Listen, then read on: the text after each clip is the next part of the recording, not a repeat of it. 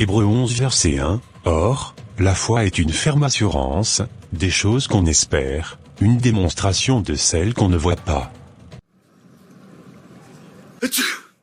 Je vous écoute, docteur. Comme je vous l'avais dit la dernière fois que vous êtes venu, je soupçonnais un cancer du poumon. Et ceci s'est confirmé grâce aux différentes analyses qui ont été effectuées. D'après les résultats, vous en êtes au stade 3. Quel traitement vous allez me donner? Vu l'état de vos organes, je pense que vous pourrez faire du chimio, et espérer vivre avec une chance de 16% après 5 ans. Si on décidait de vous opérer, vous avez une très grande chance de mourir sur la table d'opération. Donc vous voulez dire que si la chimio ne marchait pas, j'ai à peu près 5 ans à vivre? Oui, monsieur Jérôme. Je suis vraiment désolé. Je n'ai plus aucun avenir, Dieu m'a abandonné. Comment pourrais-je devenir le grand chantre que le Seigneur m'a dit que je serais, si je suis atteint d'un cancer? Le médecin a dit qu'il ne me reste que 5 ans à vivre. J'en veux au monde entier. J'en veux aussi à Dieu. Je n'ai rien fait pour mériter cela. Toute ma vie, je n'ai rien eu pour moi. Et même ma vie, on va me l'arracher d'ici 5 ans. Je n'arrête pas de tousser. Et ma voix s'est dégradée, je perds du poids, et l'appétit. Ceci n'est pas la vie glorieuse que j'espérais avoir quand je suis venu au Seigneur. Veux-tu te détourner de la foi, à cause de la maladie? C'est maintenant qu'il faut encore plus démontrer ta foi, et ne pas douter des promesses que Dieu t'a faites. C'est vrai, je n'ai nul autre qui va me tourner. Je n'ai que Jésus seul. Lui seul peut sauver. Mais c'est difficile de garder la foi, lorsque tu ressens plein de douleurs dans ton corps. Nous ne marchons pas, par la vue, mais par la foi, il faut donc combattre le bon combat de la foi. Selon qu'il est écrit, dans Jean 11 verset 40, si tu crois tu verras la gloire de Dieu, ou encore selon la parole, qui déclare dans Luc 1 verset 37 que, rien n'est impossible à Dieu. Moi je crois que ce cancer va se guérir. J'ai du mal à croire une telle chose. La doctoresse a bien dit que c'est déjà à un stade avancé, et même une chirurgie pour retirer la tumeur serait trop risquée. Et là où je suis, je n'ai plus la force pour jeûner et prier. C'est donc le moment de méditer sérieusement sur la parole de Dieu. Je te conseille d'aller en parler au pasteur pour qu'il booste ta foi. Il est le mieux placé. Mon Dieu, pourquoi m'as-tu trahir? Tu m'as dit que tu feras de grandes choses au travers de moi. Et quelques semaines après j'apprends que je n'ai que 5 ans à vivre. Pourquoi moi? Qu'ai-je fait? Je suis bien malheureux. La mort va bientôt frapper à ma porte. Et je n'aurai aucune force pour résister. Je suis environné par les ténèbres. Je suis comme les Israélites dans le désert. Le désert de ma vie, ne finira-t-il donc jamais? Seigneur, pourquoi m'as-tu fait une chose pareille? Je suis vraiment déçu. Et Jésus dit, pourquoi avez-vous peur? Gens de peu de foi? Voyez-moi ce pauvre chrétien. Il ne fait que déclarer des paroles de malédiction sur sa propre vie. Jusqu'aujourd'hui n'ont-ils pas compris que tout se crée avec la parole? Même Dieu a tout créé avec la parole. Car la parole est esprit et vie. En tout cas, grâce à ces paroles de malédiction, moi, je pourrai agir dans sa vie. Comment allez-vous, mademoiselle Yasmine? Bien, madame la proviseure, je vous remercie. Je vous ai appelé pour vous faire part du délai de paiement des frais pour l'examen national. D'ici 4 mois, vous devriez déjà avoir payé. Sinon on ne pourra pas envoyer votre dossier, avec ceux de vos camarades ensemble. Et vous serez obligé de tout recommencer l'année prochaine. Je dois payer combien exactement? Avec le reste de votre scolarité, cela fait 350 000 francs. Oh madame, mais pourquoi les frais d'examen sont aussi élevés? Ne pouvez-vous pas me diminuer ça s'il vous plaît? J'aurais pu le payer facilement, mais mon père est mort pendant la rentrée.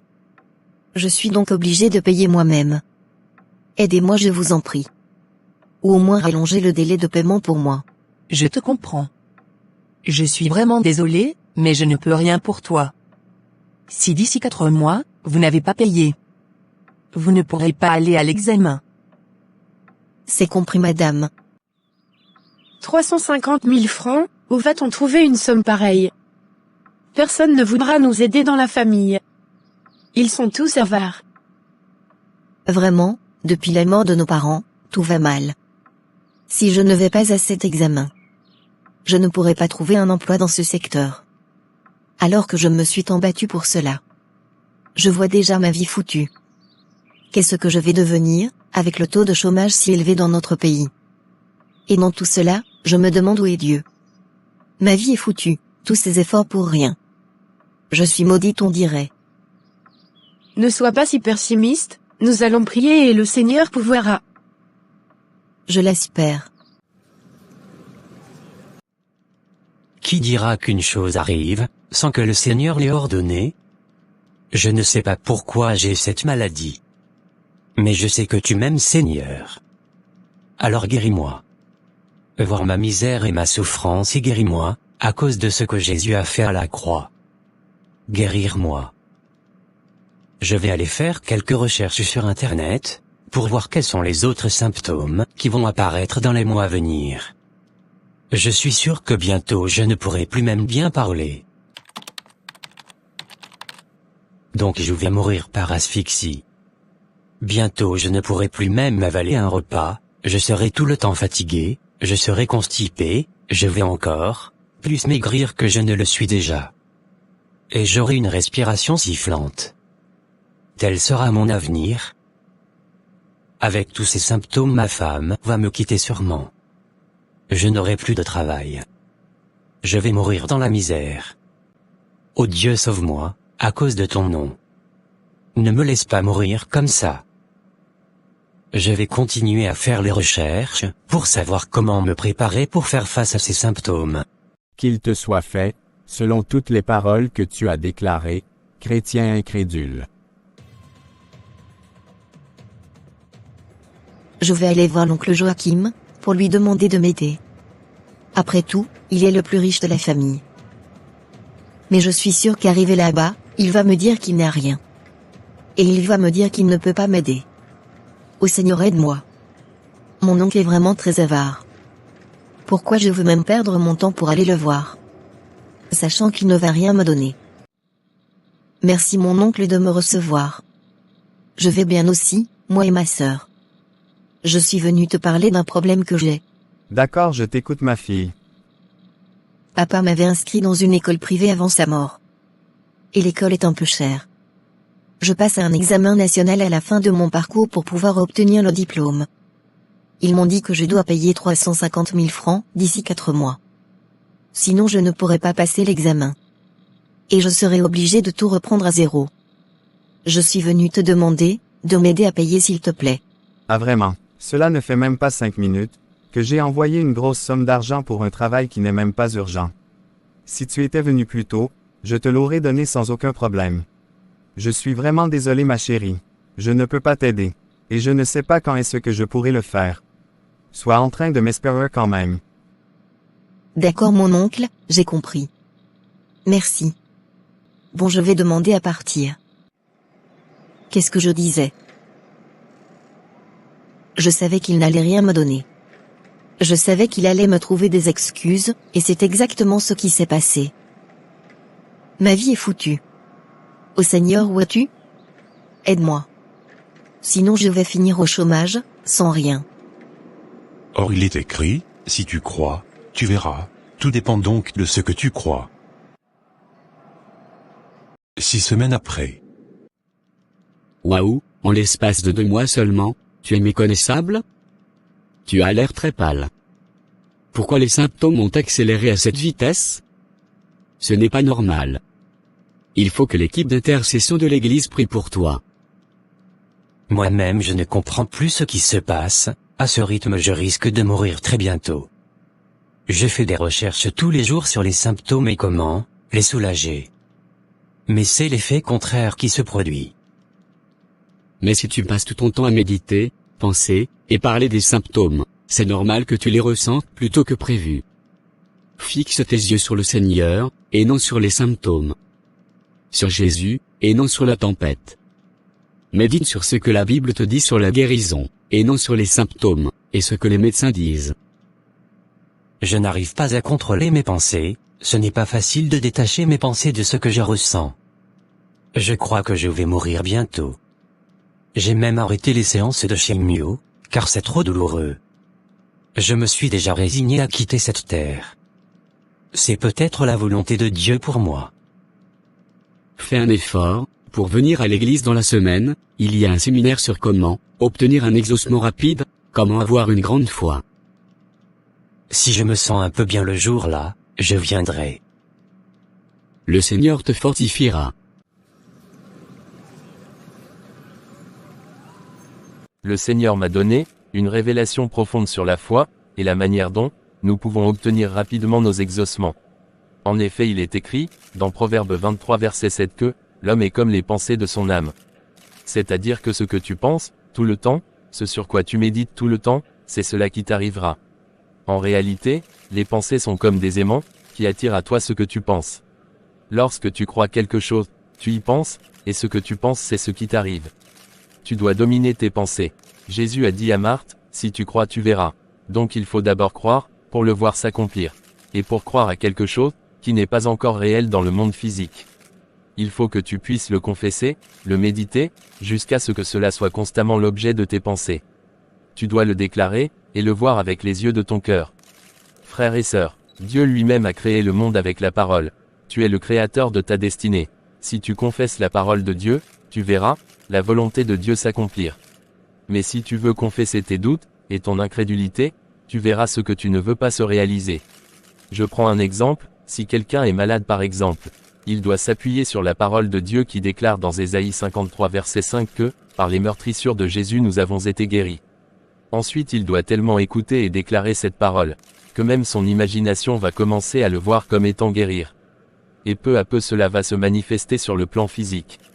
Il doit se voir complètement guéri, et en bonne santé, dans son imagination. Car la vérité c'est que, Dieu nous a déjà bénis de toutes les sortes de bénédictions, donc nous n'avons plus à lui demander quoi que ce soit. Notre rôle c'est de prendre possession, de ce qu'il nous a donné. Et cela passe par la confession, la déclaration et l'imagination de façon continue, chaque jour sans relâche. Il est temps que les choses changent dans votre vie. Car écoute-moi mon frère ma sœur. Ton Dieu ordonne que tu sois puissant. Alors sois puissant. Prends le contrôle de tes pensées et de ton imagination. Deviens à partir d'aujourd'hui un chrétien puissant. Waouh, donc, je suis comme les pensées de mon âme? Je divorce avec l'incrédulité, les confessions des paroles négatives. À partir d'aujourd'hui, je deviens une chrétienne puissante. La volonté de Dieu doit s'accomplir dans ma vie. Je vais seulement déclarer, et imaginer de bonnes choses, selon la volonté de Dieu pour moi. Merci d'avoir permis que j'écoute ce message, Seigneur. Je comprends pourquoi mes symptômes se sont accélérés, j'ai passé toutes mes journées à en parler et à les imaginer. Par ta grâce à partir de maintenant, je change ma façon de prier. Père merci car tu m'as tout donné au nom de Jésus. Je confesse donc que je ne manque de rien, car l'Éternel est mon berger. L'argent dont j'ai besoin je le reçois. Je le vois dans mon esprit. Je me vois en train de payer cet argent à l'école.